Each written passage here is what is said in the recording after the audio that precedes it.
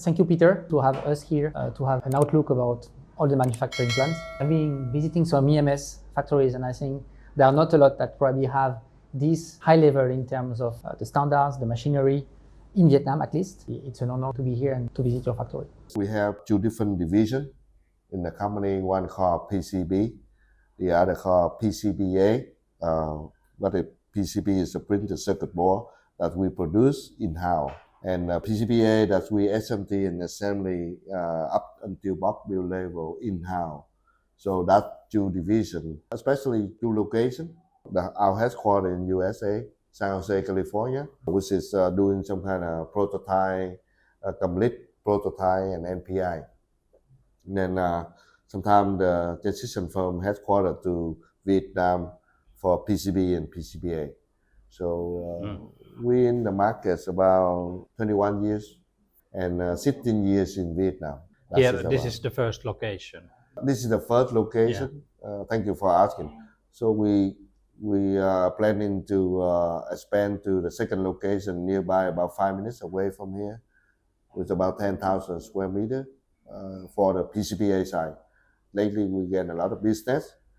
We have spent a lot of business from our international customer.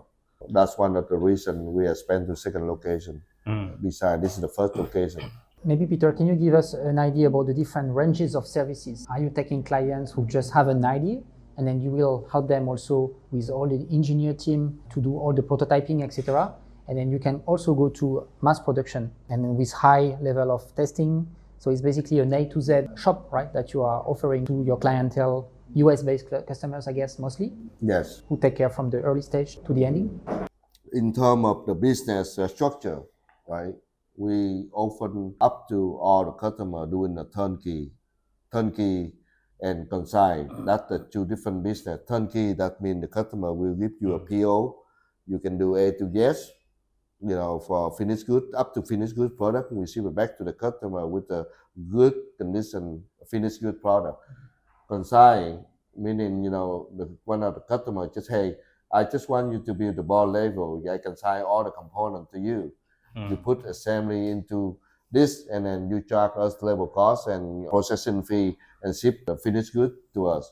This two business we call EMS, Electronic Manufacturing Services, capability. You have to have this two layout structure to deal with turnkey and consign. So why the turnkey requirement is we require a lot of expertise from engineering level up to operator level. Everyone have to be, really well proven knowledge in order to deal with the turnkey business. So in turnkey business, we have new product development, we have prototype, we have NPI, and we have a small build, right? So that is a scale up for a small scale of turnkey. But in terms of when we done a very good job in turnkey, then the customer willing to expand to high volume production. So we have also set up for that capability to deal with the production, high volume for any customer that they want to look for cheaper level cost and good quality. We also went into a high volume level for the next location that we put many assembly line, many people to assemble the product in high volume. So when you talk about high volume capability and capacity, how many pieces roughly? I know some product can be very, very specific, very technical, and will require a lot of manual work, but others maybe can be processed mostly by machine. So how is the range when we talk about high volume? You're talking about high volume that you need to count on component, not the board, right? Component on the board that we consider, is a small quantity of component or larger quantity of component. Let's say the minimum size of one of the simple board is about 50 components.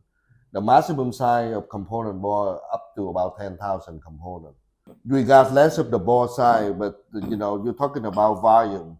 Volume normally component from 500 component on board. Let's say medical device for high volume for some kind of remote control for the hospital to release the operating chair whatever up and down. So those kind of product is high volume because you have to prepare every year. Just to make sure it's functioning and in a good condition. Whoever have a deal with a hospital for that kind of product, it become high volume. They produce like more than 50,000 a year. That's considered as high volume. 50,000, minimum is 50,000 a year. Component size have to be 500 component per board. So that's called high volume, right?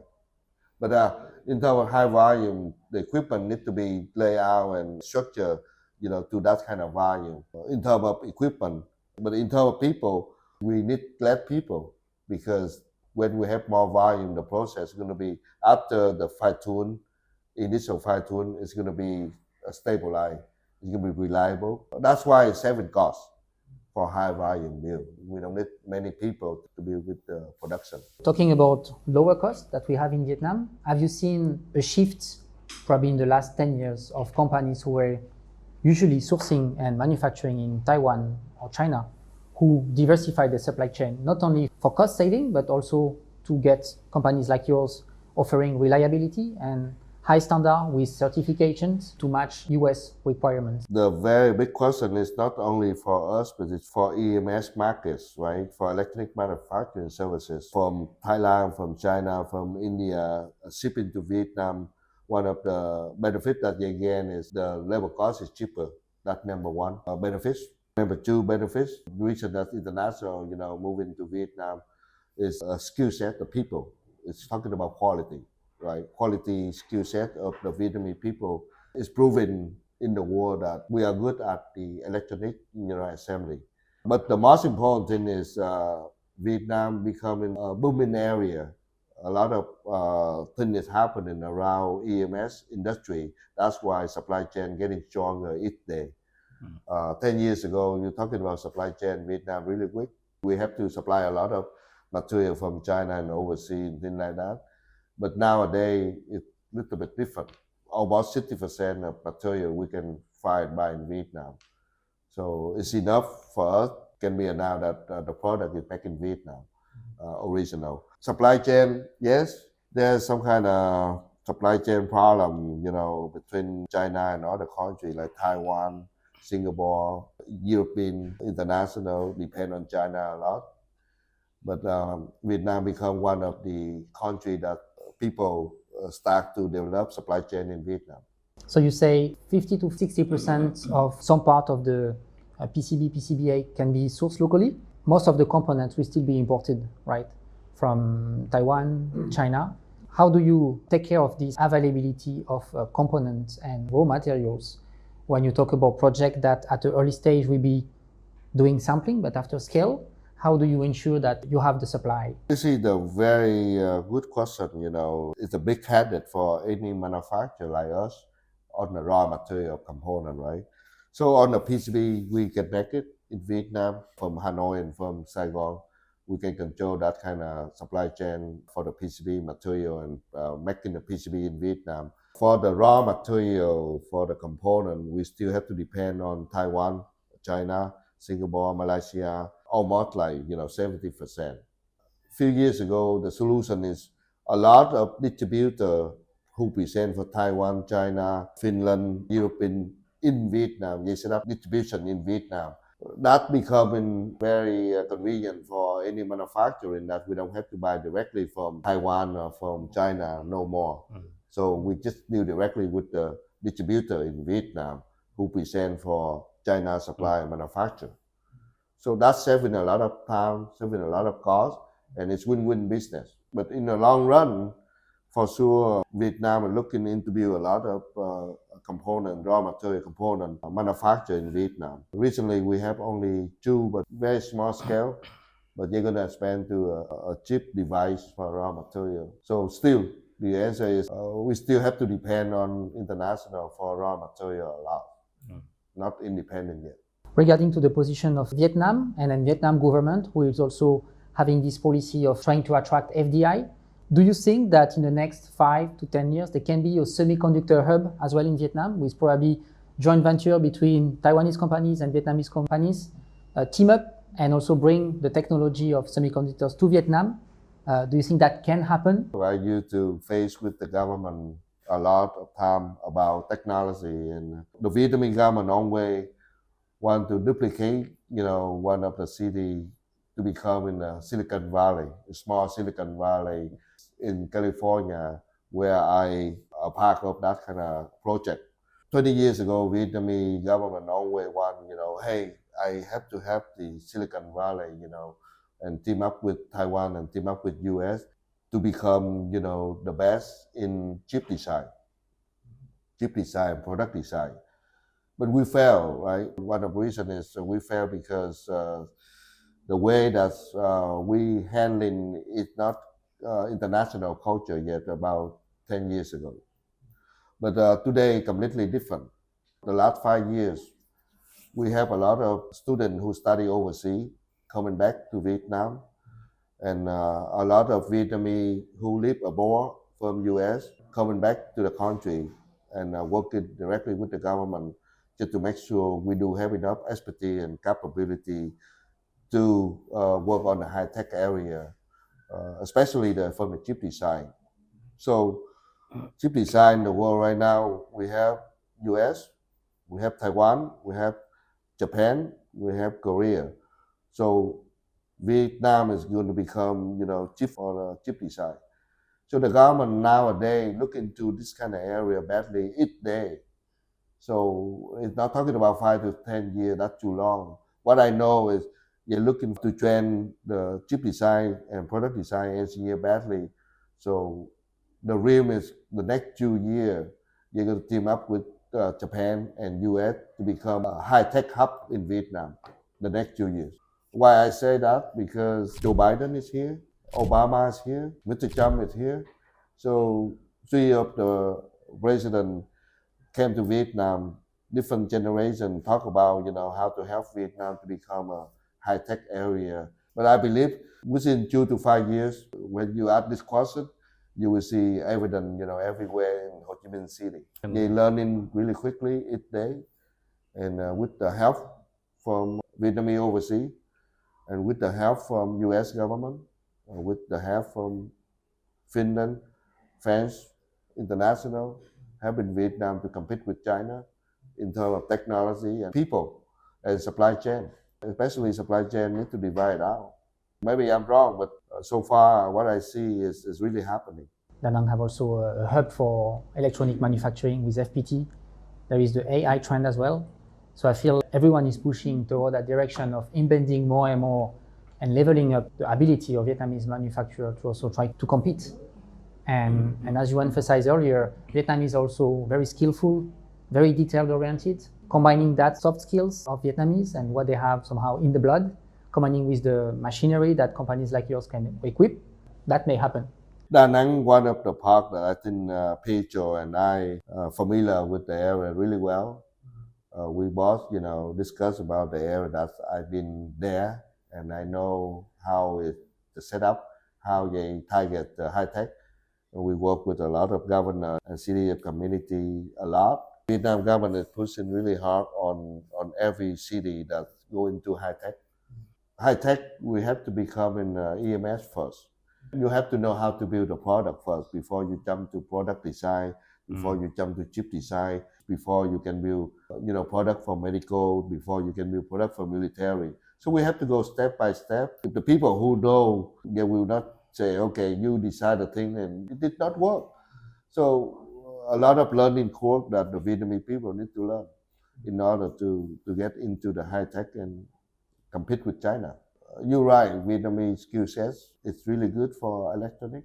Any customer, any company really want to move to Vietnam, it's the right time. So all of the new company who want to come to Vietnam to develop the assembly, to invest, or to expand to any other area beside the electronic, it's the right time for coming to Vietnam and conduct those kind of investment and building a product in Vietnam, saving a lot of costs, especially saving a lot of costs. Secondly, is you can become the first. When you become the first, you're going to have a lot of incentive, tax reduction. You're going to have the government support, and you can identify a very good engineer level cost. That kind of investment right now is going to be better than 5 years later. Can you tell a little bit about how did you end up back to Vietnam? You have been living a long time in USA or younger.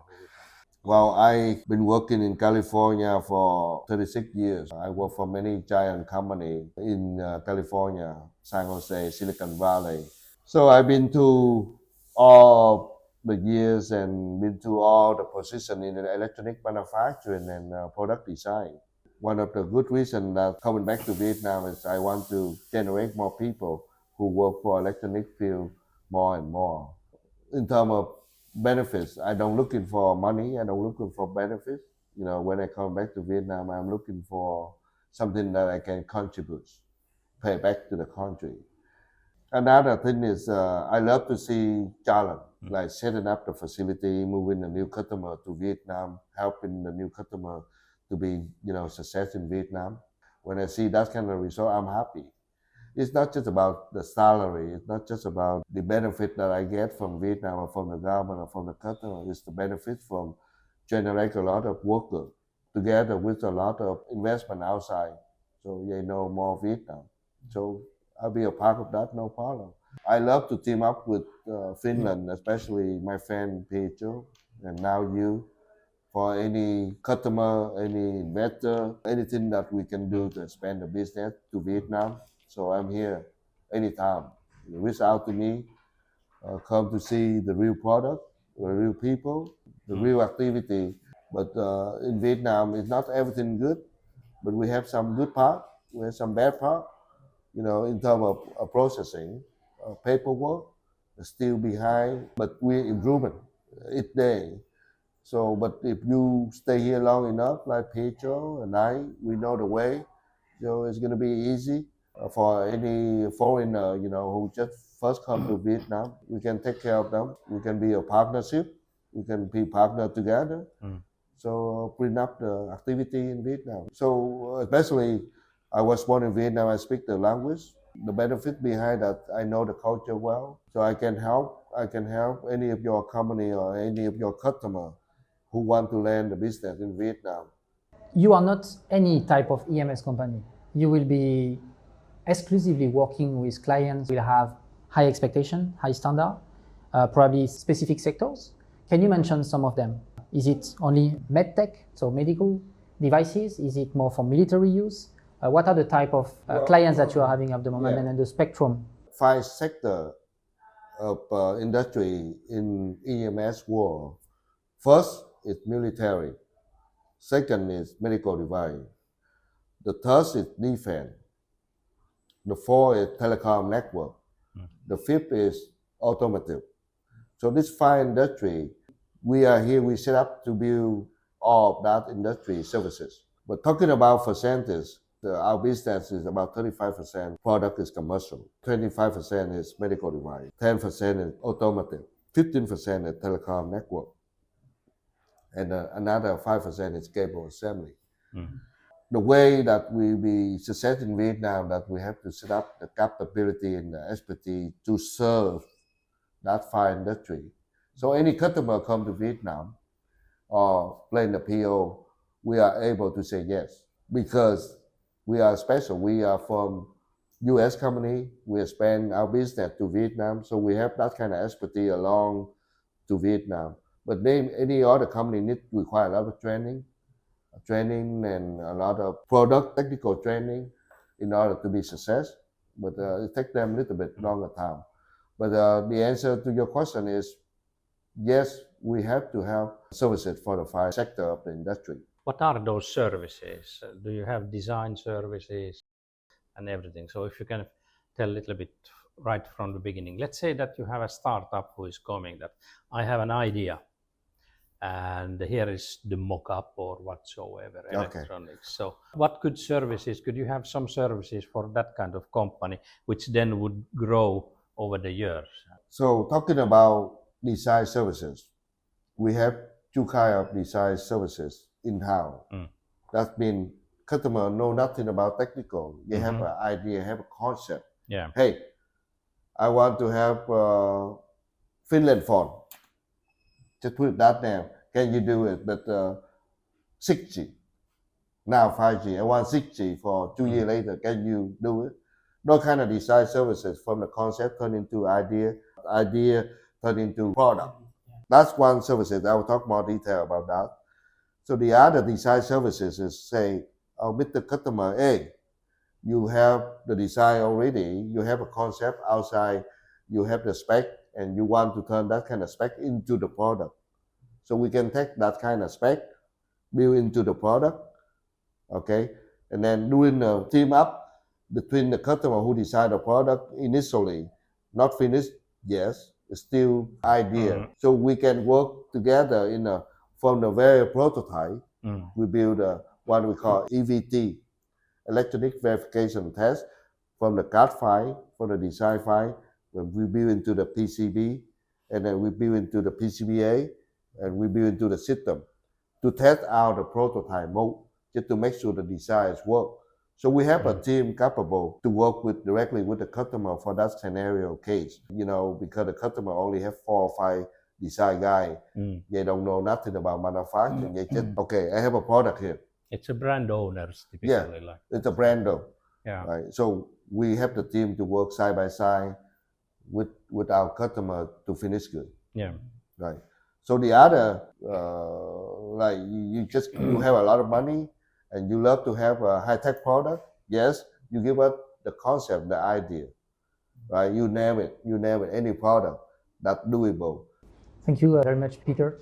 It was very insightful, and to learn that you are one of the only one in Vietnam being able to have this high standard machinery, and then the team as well that are trained by US engineers. Yeah. Yourself, you have like more than 30 years experience, so I guess this is a good factory to highlight, and then probably also having the good positioning between the product you can support in the product development, and then you can also be able to ramp up and then help companies to scale up. You have the facility here to be able to take care of project from just the idea to the mass production.